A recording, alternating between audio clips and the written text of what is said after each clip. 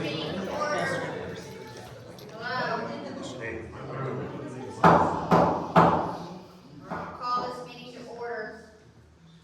We're gonna do roll call and everyone's here.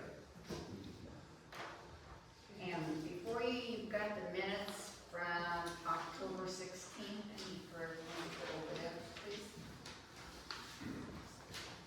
Make a motion to accept the good. Second. Okay.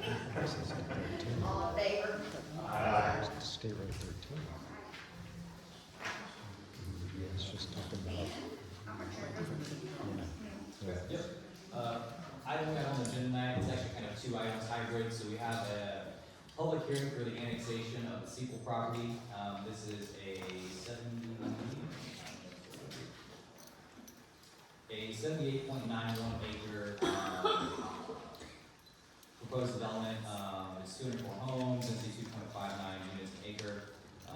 So right now, we're just doing a public hearing on the annexation piece of that. So the town council won't make the vote until we have that at least 14-day window between the public hearing when the town council makes their vote on that annexation. So that will happen on the 27th if this is made for a favorable recommendation from the planning commission. Part of that is a PUD-R zone request. Lennar has also provided us with the ordinance for that Hayward residential subdivision.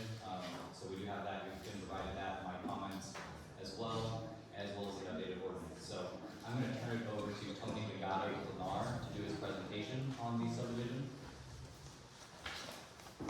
Tony, this is Good evening. Would you swear you in first? Do you swear or affirm under the penalties of perjury the testimony you're about to give will be the truth, the whole truth, and nothing but the truth? I do. So give us your name and spell your last name for the record, please. Yeah, it's Tony Bagato, B-A-G-A-T-O, and my address is 11555 North Meridian Street, Suite 400 in Carmel. I will apologize, I don't normally have water, but I've been sick. I'm not contagious anymore, but my voice has been straining, so if I need a drink, I apologize. I just have it up here for that purpose. But so tonight, yeah, we're here for the Hayward residential subdivision. We're with Lennar Homes of Indiana. We're been one of the longest builders in this market, previously known as Ryland Homes. It's been established since the 70s. So the same local company with a lot of the same presidents, been for 30 years. Our architect's been here for 30 years. So we're what we consider a local builder with a national name. Lennar merged with, Ryland became Cal Atlantic, and for 3 years, and then Cal Atlantic was merged with Lennar Homes. But a lot of our staff has been here with a long time. So again, that's kind of how we see ourselves, a local builder with a national name for Lennar. As Neil mentioned, this is going to be annexed, and as part of that, there needs to be a zoning designation. So there's an ordinance proposed for PUD. Given the home standards we have, this was the best avenue for our zoning. Neil, can we go to the next one, please?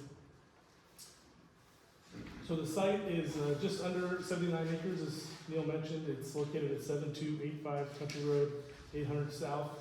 It has 750 west to the west, and then to the east, it's connected to, or next to the Maple Trails PUD that Arbor Homes is building today. It is currently zoned AG for agriculture. On this site, you'll see on our concept plan, there are some large utility easements that we're dealing with, and utilities on site.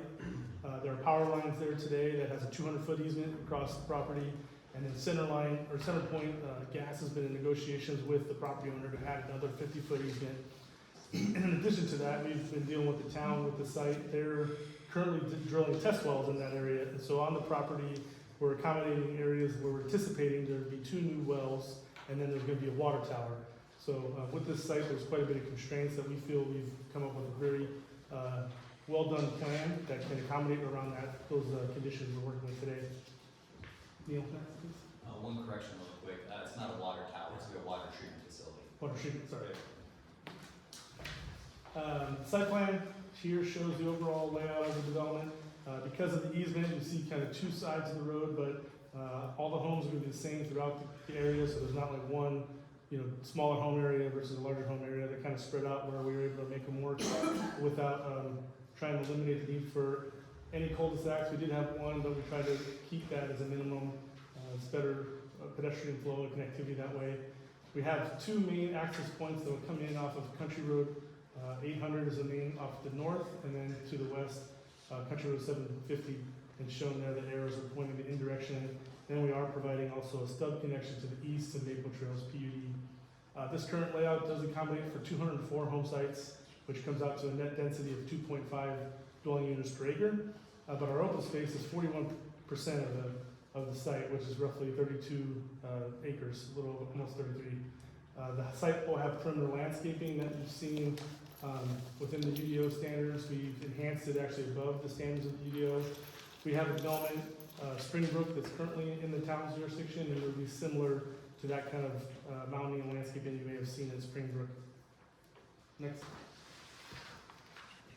This plan includes some recreational amenities. When we first did the first concept plan and met with Neil to talk about this proposal, this area was shown for homes. What we heard in the feedback in this area, for like Maple Trails, is they don't have any amenities, any parks nearby. So we took that to heart, and when we looked at the site, we saw the existing home with the tree area. I thought it would be a great area to preserve and maintain. This is also where the water treatment plant would be in that section as well.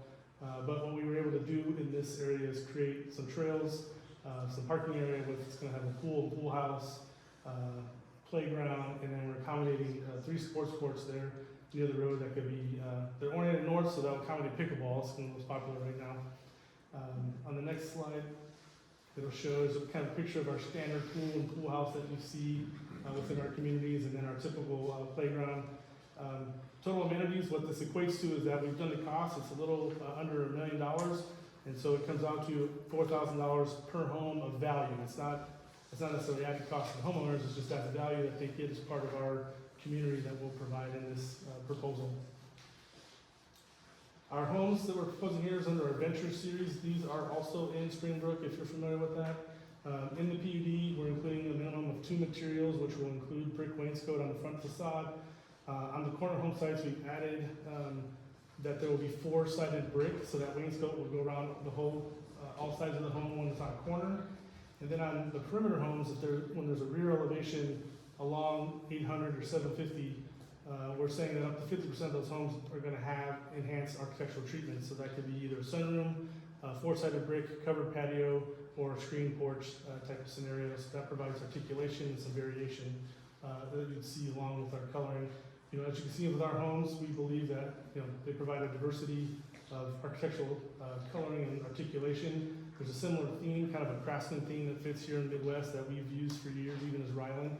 But we use natural tones and appropriate colors, we think, with the brick and the different changing in horizontal siding versus shake and the brick wainscot. And then the next one you can see here, I'll point out the top home here. That one is one where it has a 3-car garage. These home sites, we have about 157 of them are 49 foot wide. They would be able to accommodate a 4-foot garage extension. So we plan on having all homes a 2-car garage, and then the majority of the homes would have a 4-foot extension if the homeowner wants additional storage and provides a little extra window and articulation on the building. These homes are 1,800 to 2,400 square feet. Next one.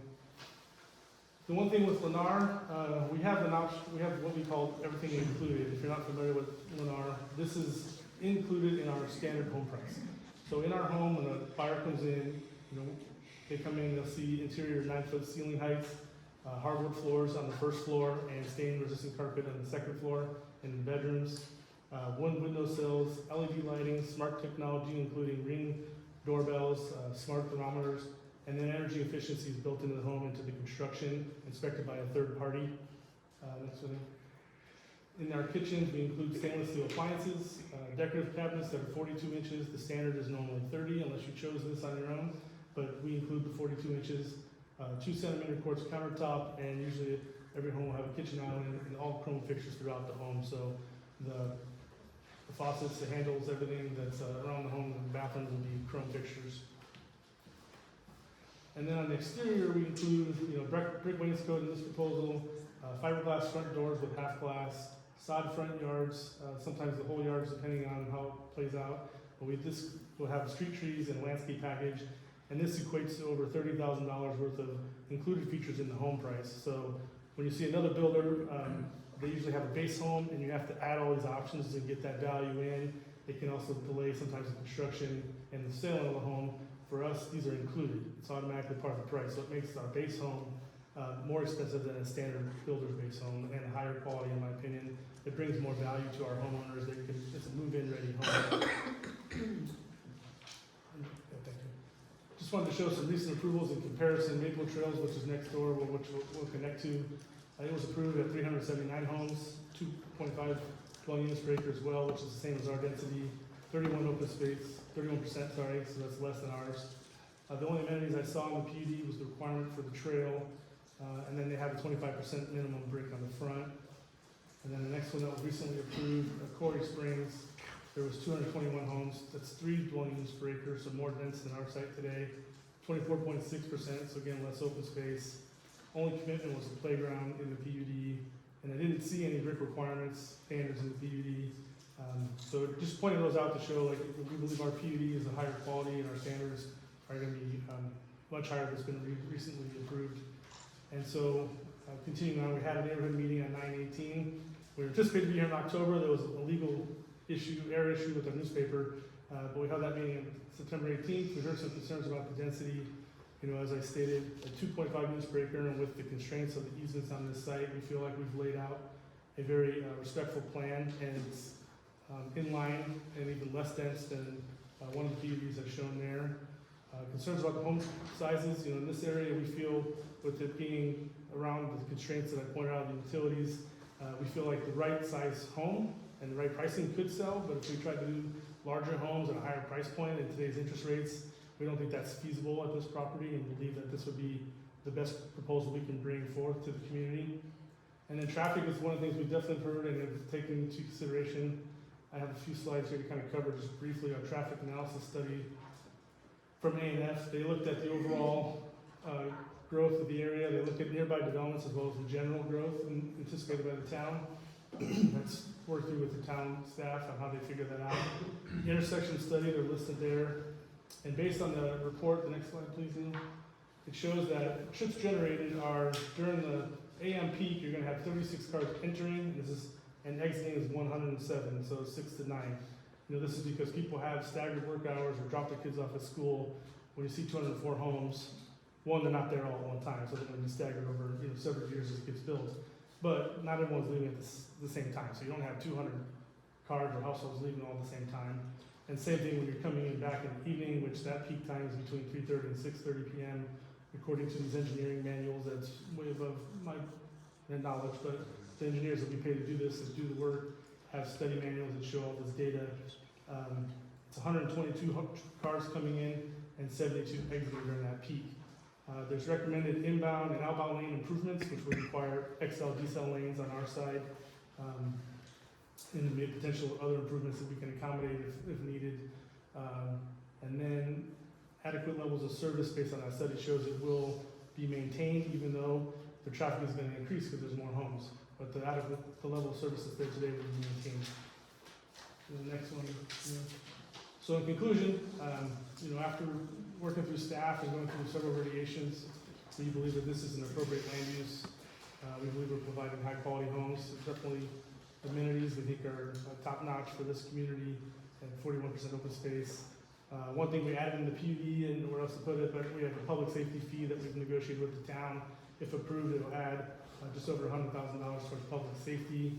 I should also note there's an agreement, we'll also snow plow this neighborhood too. And with that, I'll go over for any questions and I'll conclude there. Sorry.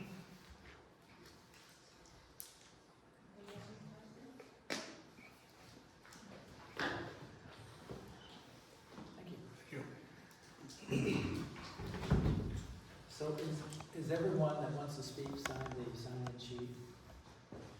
Anyone else is ready? Okay. So whenever you're ready, I'll just start with the top name and go from there. Are you? Should we set the time limit? The petitioner took 11 and a half minutes, and I have 1, 2, 3, 4, 5, 6, 7. I have 8 people signed up to speak. One So thing the I want time to is- say, if it starts repeating itself, we're gonna go to the next person. That's not how it works. Well, You know, each person coming up, if they ask, you know, so I one know, thing. but it's, you probably aren't gonna be able to avoid that, number one. Number two, it's really best to set a time limit. We've used 2, we've used 3 minutes, but you can use whatever time limit you deem appropriate, and if they 3 repeat or what. 4 minutes, I if don't they- care, yeah, but I'm you just just need saying a- if it's a repeat. You just need a motion to establish whatever time limit you want to establish. I'll make a motion treat my homes. Second? Okay, we have a first, we have a second. All in favor? Alright, so that's 3 minutes per speaker, so that's 24 minutes. The first one is Bruce, Poston. Thank you, I don't know why I can never. Your writing's not that bad, it's just my eyes. Do you swear or affirm under the penalty of perjury? I'm sorry, the testimony about to give me the truth, the whole truth, and nothing but the truth. Bruce Poston, Poston, 7784 West Main, Twin South. Thank you for allowing the public hearing tonight. I'm going to make some random comments before I make the comment I really wanted to make, since I have what I thought to be 1 extra minute here. The traffic study, it's nice that they did that, but it totally ignores the fact that it's 800 running into 13 is the problem area, and there's no study done to impact that. The other thing is that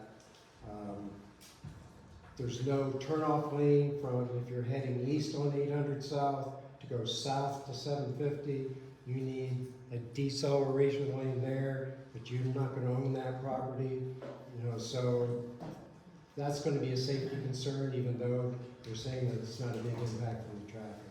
So what I really wanted to say is, we as a group feel like there's too much high-density housing in the area for now. We're not saying forever, we're saying for now, because obviously our concern, the roads, the school buses, it's a traffic nightmare, any one of these roads that's going to be impacted. The other thing is, they're not going to adhere to the weight limit the county has set on that road. So all these heavy trucks are going to completely damage the road, as has happened with Maple Trails. I'm not sure the county is going to be willing to repair that road again, knowing that you're going to continue to annex toward State Road 13. They just may leave it a mess this time around. So we're concerned about that. Finally, though, this is not the only option you need to consider.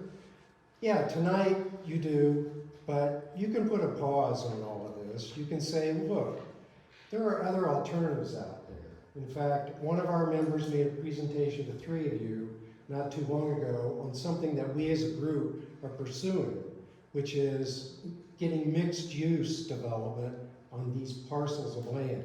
You're being bombarded with high-density housing, but you're sitting on a gold mine. You can have whatever you want. So what we're saying is push the pause button, tell the high-density developers, stay out for a while. We've got to think about what the really long-term use of this property is. So we're recommending a mixed use where you put light commercial with a lot of stipulations about what that is. I should say light industrial. You have it predominantly stay agricultural, so we get our green space. And then at the front, which is along any given road, you put some residential where it's no less than 1 unit per acre. So that your housing is going to be more expensive housing. You're going to get more of what you need to diversify your area, because you don't want everything to be high-density housing. So we are working actively. Our group is almost 200 members now. We have commercial real estate people, we have commercial developers, 30 seconds. and they all have contacts that they're reaching out to come in, consult with us, collaborate with us, and develop the numbers that you need to make a decision, because at the end of the day, you need the revenue. And we're not denying you need the revenue. We just want to substitute high-density revenue for something that's more mixed-use revenue, so that at the end of the day, you get what you want, and then we can get what we want, and we're all happy together. Thank you.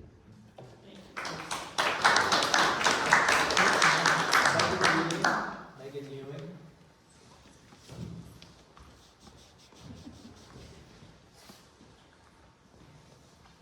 Swear you in when you're ready. Do you swear or affirm under the penalty of perjury the testimony you're about to give will be the truth, the whole truth, and nothing but the truth? Give us your name and spell your last name. Megan Ewing, last name Ewing. And I'll give you a 1 minute and a 30-second warning. I need to give Mr. Polson that. Go ahead. Yeah, so Bruce mentioned the group, in full disclosure, yeah, we're trying to organize, and We met last night, and I was asked to kind of speak to the impact of the growth, specifically with my background in public education, what that looks like in schools. And yes, I have spoken to this body about that exact thing before. However, the response at that time was, the superintendent says, bring them on, we got space. That's the superintendent's job. They get paid literally per child in the seat of their building. So they see those dollar signs, just as the town of Ingalls seems to be seeing dollar signs, which I appreciate. Again, there are needs that you have to meet, and that comes with improvements. But I would, again, echo Bruce saying, let's put a pause on this. There are other things that can be done. There are other ways that it can be done. And as a child growing up in Carmel, Indiana, who watched my backyard get developed from a field to more housing, as a person who worked in Fishers, Indiana, and those public schools where we couldn't keep up with the growth, I'm telling you, it's not what's best for the people there. I've looked into, and Bruce kind of alluded to a little bit of this as well, smart growth development, being intentional about what you approve. So mixed use spaces being one of those things. So also part of that, there's kind of 10 major tenets to this smart growth development, which was put out by the EPA. If you're interested, I'll happily share some information with you. It is a blatant, intentional, making sure there's still green space. It's not just all high density housing. And I think that's what most of us are, tensing up about. I think that it's really important for a governing body to work with the community, which I don't really see happening at this point. Right before we go up in the public comment, we're being asked to censor ourselves. That's not okay. So I guess I would just say, ask the teacher in the classroom, ask the bus driver that's driving in traffic and having to dodge over highways with oncoming traffic constantly. Those are the conversations you need to have. Not with the superintendent who only sees dollar signs, right? Again, appreciate that there's a need. I appreciate that it can be done differently. All I'm saying is there should be a pause and a conversation. Thank you.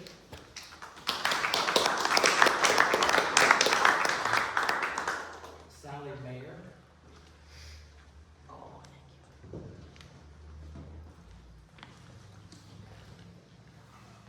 Hi. Ready? Do you swear or affirm under the penalties of perjury the testimony you're about to give will be the truth, the whole truth, and nothing but the truth? I do. Give us your name and spell your last name for the record. Name is Sally, S-A-L-L-I-E, last name Mayer, M-A-Y-E-R. And I'll give you 1 minute. Okay. Go right ahead. Okay, I'm gonna pull up the article that Megan had posted on the South Madison Facebook page. Excellent, excellent article, and I encourage you all, please read it. Please look it up and read through it and consider everything they're talking about.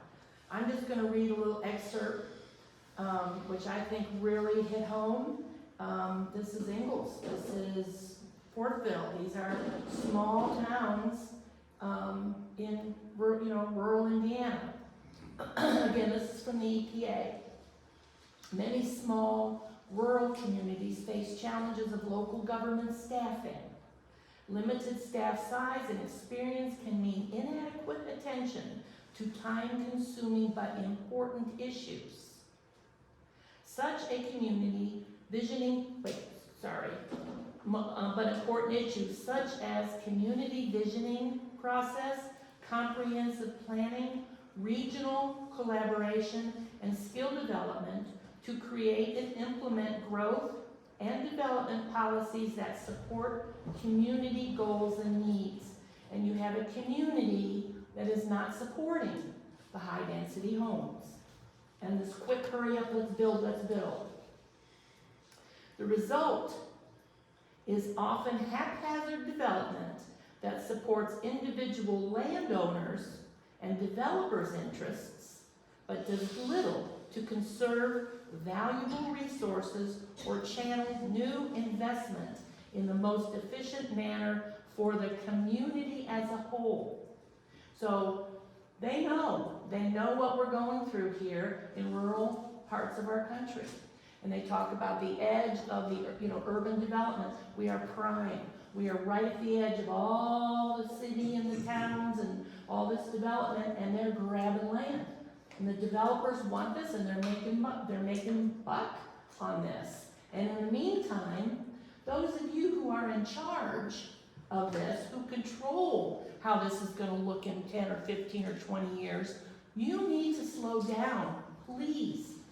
Read this information, look at alternatives. This is not an answer. And you're just getting sucked right into it. And it's gonna hurt us all in the long run. So please, slow down a little. 30 seconds. Take a pause on this. Consider some alternatives. Let us help you figure this out. We're happy. We have people who know what they're doing. There's a better way. And very quickly, I probably don't have enough time, but all the water that's going to be, all the permeating water that is now going to be displaced and moved, that all flows into Fall Creek. And those of us who live on these little tributaries, we get flooded. Thank you. Thank you. John Marriott?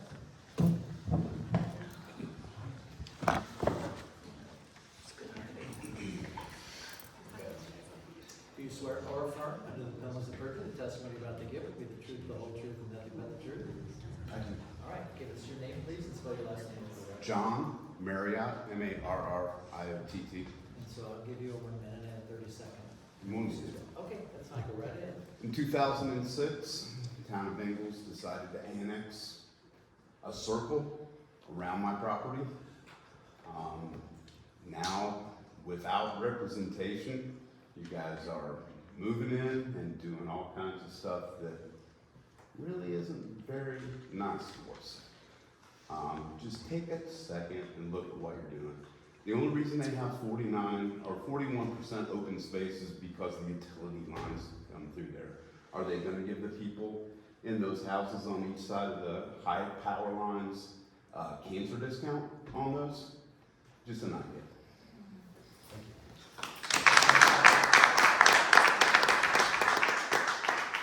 Dan Owens?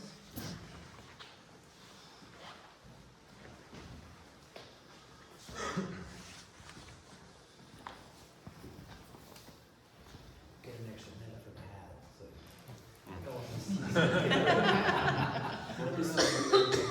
Do we swear you in? Will you raise your right hand? Do you swear or affirm, under the penalties of perjury, the testimony you're about to give will be the truth, the whole truth, and nothing but the truth? Yes, I do. Okay, would you give us your name and spell your last name, please? My name is Dan Owens, O-W-E-N-S. So right ahead, sir. Come from a little different approach. I've been a builder since I was building something since I was 14 years old. I have built Ryland homes, I have built Ryan homes, I have built C.P. Morgan homes, I have built Harbor homes. I did that in the mid-90s. I quit because I couldn't bear building that stuff. I know what it looks like in 20 years. I repair some of it now. I'm gonna live 2 miles from that. I don't want that in my backyard. And neither do you. I think you've got some good people here who are willing to help you out. I fear a rush to judgment. Article 4 of the Constitution says what? Anybody know? Go ahead. It guarantees us a Republican form of government. It has nothing to do with the Republican Party. It has everything to do with, we are a republic. We're not a democracy. Our founders hated a democracy. If you read it and you study it, they wanted a representative republic. You folks have the distinct privilege of being our representatives. And it's an awesome responsibility. Listen to the people who you represent. They're willing to work with you. I think they probably understand some of the problems that you're up against. We, the people, can help you and are willing to help you. But don't rush into this, because 20 years from now, you're going to regret what you do today if you make a mistake. And we'll all have to live with it. That's all I can say. Okay.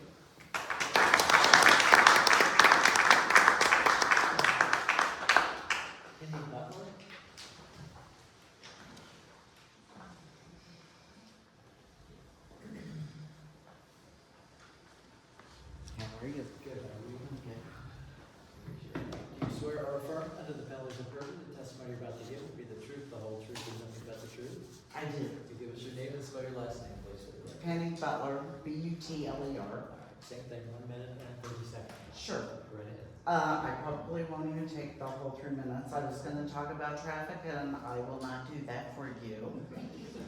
I would like to make one comment around it. Our big traffic concerns were when interest rates were 3% and they were building 5 to 10 new houses in Maple Trails a week. We're getting started, so your traffic study doesn't reflect that, correct? And it doesn't reflect the heavy, equipment trucks, cement trucks, because that's not happening right now, right? So that's kind of unfortunate that the traffic study looks the way it does, right? You've had bus drivers in here telling you how bad the traffic is. I would hope that you guys would recognize them for the profession that they're in, keeping our children safe to and from school. I have been asked by our Green Township, Greg Valentine, elected official, to bring up the firehouse, the need for a firehouse in this territory if we are going to continue to build the way that we are. He is asking that instead of the fire impact fee, that we look for a donation of property to put a firehouse out in our area to address that issue. He says next year Ingalls has to decide whether they're coming into the territory or not anyways. And having the acreage for a new firehouse on that side of town would be a benefit to all. So he would like you to consider that before you consider the annexation. 1 minute. That is what I have for you all. Thank you.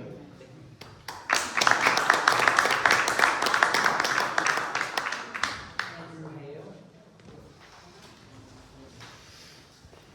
Do you swear or affirm under the penalties of perjury the testimony you're about to give will be the truth, the whole truth, and nothing but the truth? I do. You give us your name and spell your last name. Andrew Hale, H-A-L-E. Go right ahead.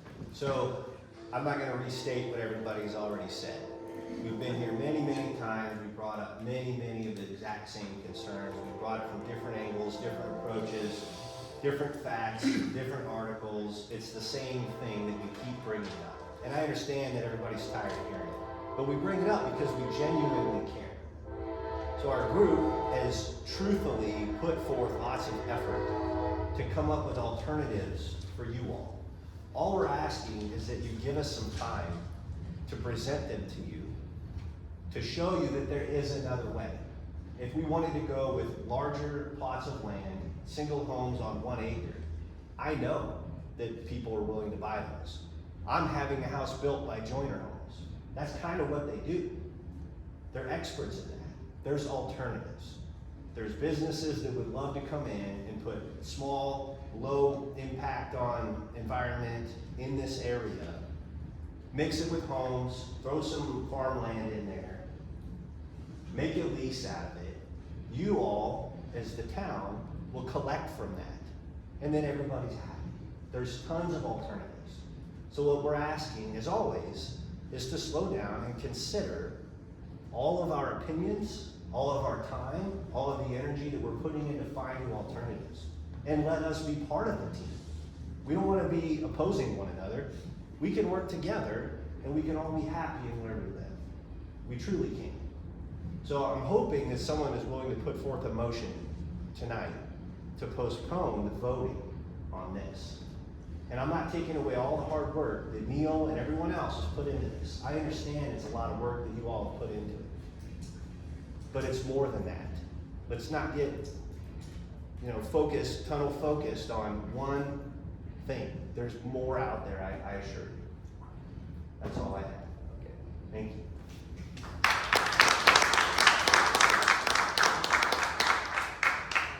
Thomas Bennett.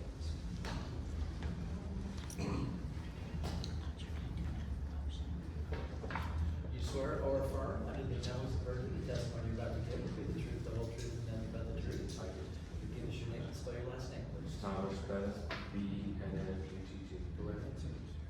I'm not gonna repeat what you've already heard from just about everybody here, but I am an Ingalls resident. I live in Maple Trails. I bought my house, I was one of the first 7 houses in Maple Trails, and I will tell you right now, Arbor has done nothing but lie from the day one. I was told I couldn't have a gas furnace. I put a gas furnace in at my own expense. I was told that I couldn't have bump outs. I've got an 8,000 square foot lot. My neighbor with a 6,000 square foot lot got a front and side bump out. I have a 3-car garage. They're saying they don't want 3-car garages in that development. Most people in our neighborhood, at least on the street I live on, have a 3-car garage. They want a 3-car garage. My hobby is woodworking. I need a 3-car garage.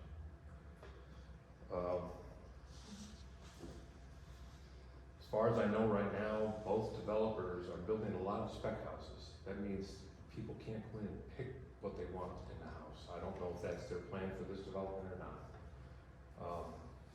I was able to pick the things that I wanted. We picked out upgraded carpet. 5 houses within the block picked the same exact carpet. That's hard to believe. The other thing I want to bring up is the school buses. I have been coerced into becoming a school bus driver because Pendleton does not have enough school bus drivers right now. The supervisor, Andy Stewart, ended up having to drive a bus last week because she didn't have enough drivers. So whatever the superintendent says, he's not asking anybody, he's just doing what he wants to do, and it's all about money. Other than that, I think you've heard just about every argument from everybody else here.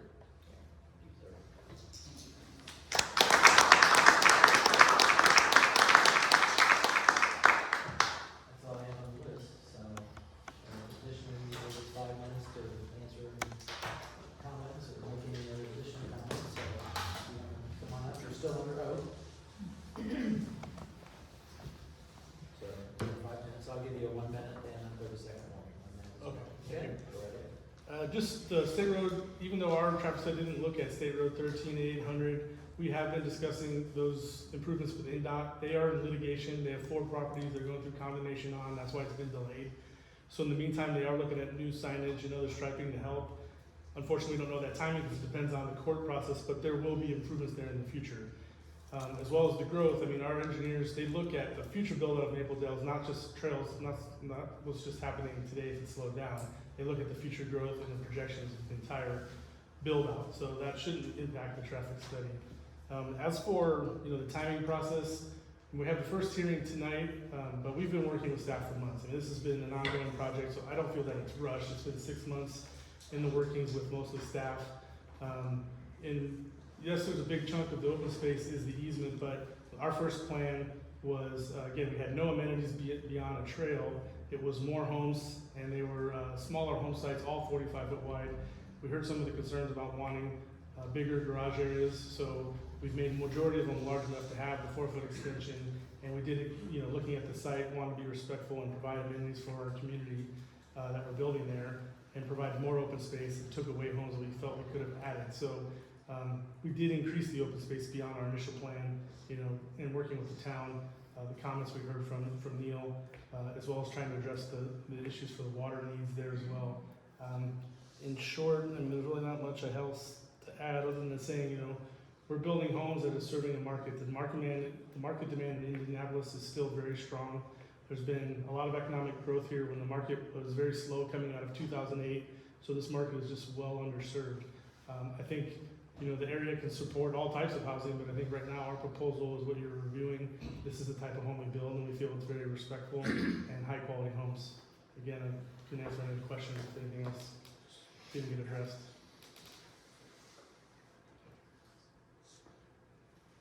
One question about specs on the housing and stuff. Are they gonna be all uniform housing? Are they gonna be able to pick different things in their houses?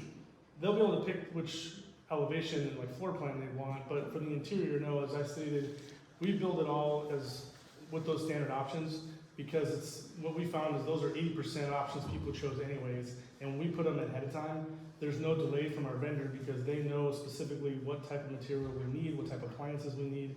When you have options like that, it sometimes increases delay and cost on those buyers.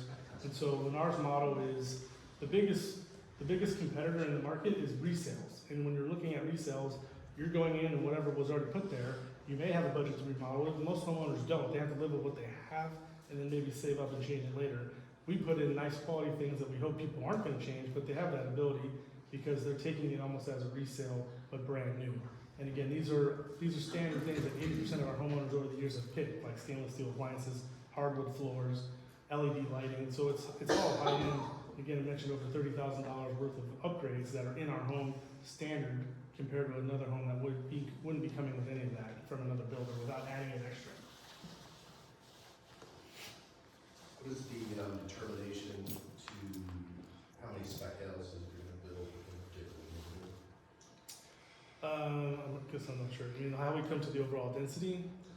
No, how many houses you build on spec as opposed to having contracts for them before we build them?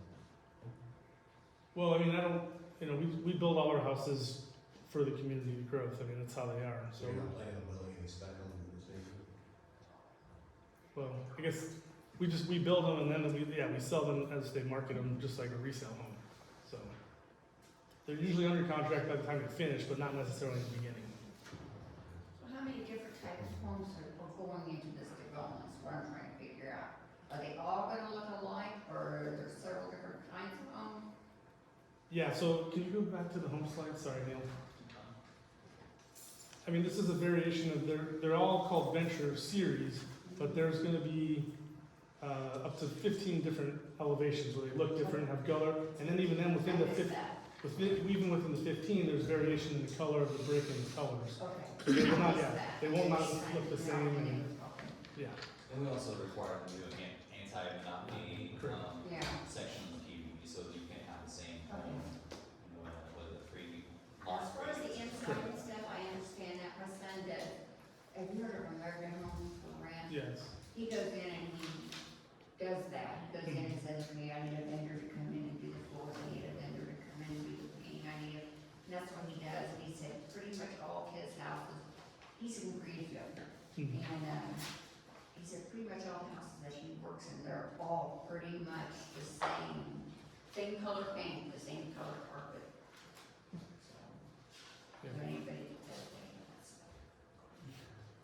Can you put a third car garage on any of your lots in this edition?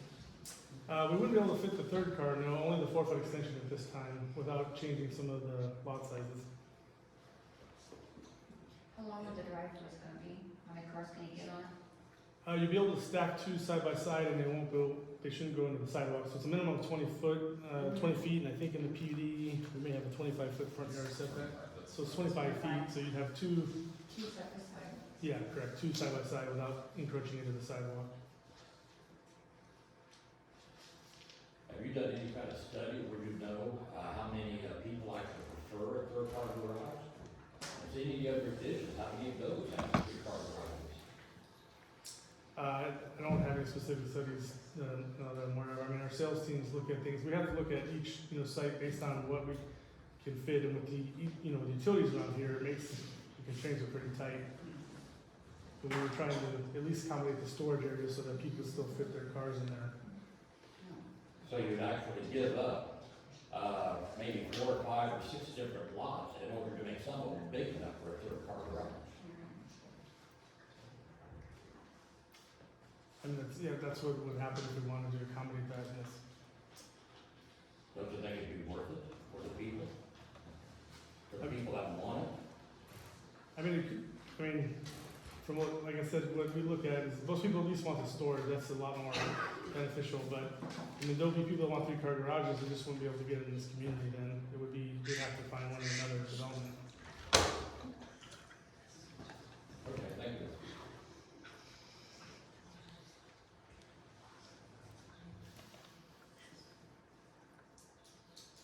I'm a little confused. I'm looking at the PUD, it says the minimum living area is 1,200 square feet. Well, that's the minimum, yeah, I mean, that's what our home sizes are, but we put the minimum just based on what other PUDs had in their language in this, in the town's UDO. But what we are proposing to build here is that, is what those homes are. I know it's our requirement, but this is a PUD, that's why I was just trying to reconcile the two numbers. I mean, we're not opposed to increasing it, I would say at least 1,600, sometimes the floor plans may change over the years when the other, these wouldn't start building until 25. We'll start, if it was approved, the dirt work would start next year, but the homes wouldn't go up until 25. And then there'd be probably a 3 to 4 year build out, so if we needed to tweak the floor plans, I wouldn't think they'd get much smaller than 1,800, but we could definitely increase it above 1,200 if that's possible. No, I just was curious. So you said it'd be over a year before the first house goes in? Yeah, before you start seeing an actual house.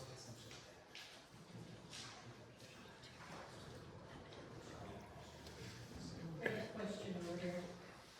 No, this is not for the public, this is for the council. The public's had their opportunity to speak, so. And I'll just say, if you decide by way of a motion you want to let them ask questions, you can, that's up to you. But our standard, our normal procedure, that we can deviate, is petitioner, remonstrators, petitioner, and then questions from the board.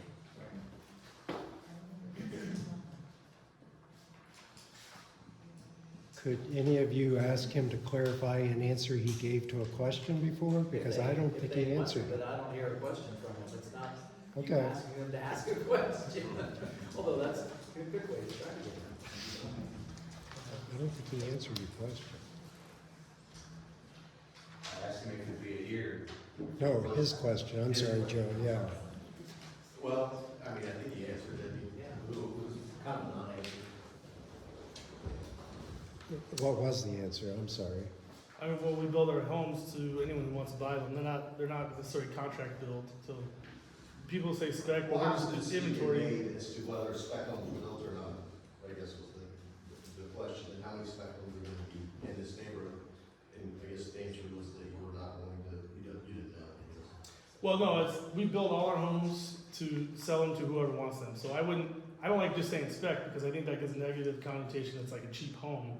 These aren't cheap homes. I mean, these are market-ready homes. They're inventory builds. They're not. So we don't wait for the contractor to be ready to build them. We will build them and we sell them to the market when they're available.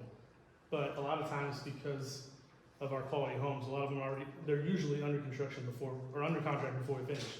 But that doesn't mean it always will be. And we don't wait for a contract to build. We will build them under the market demand. I was just hesitant with spec build. That's the only term.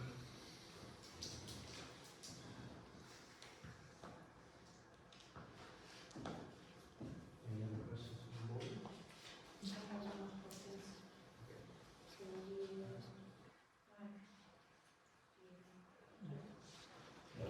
Thank you.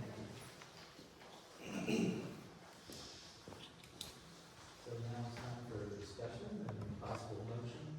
The options are to make a favorable recommendation to the council, to make an unfavorable recommendation to the council, to make no recommendation to the council, or if you think you need more information or time to consider, you can have a motion to continue.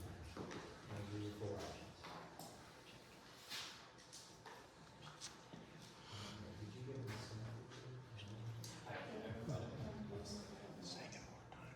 No, favorable, unfavorable, no recommendation. Or the other. Or continue. Favorable, unfavorable, no rec, or continue.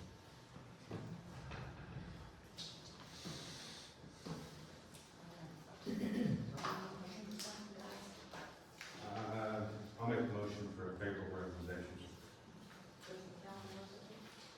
Second? Second? All in favor? Aye. Hey. All right, so we need to do a roll call for that, please. Roll call, but the other thought, so you can write it down and give everybody's vote, please. Take it over. Gary? Mike?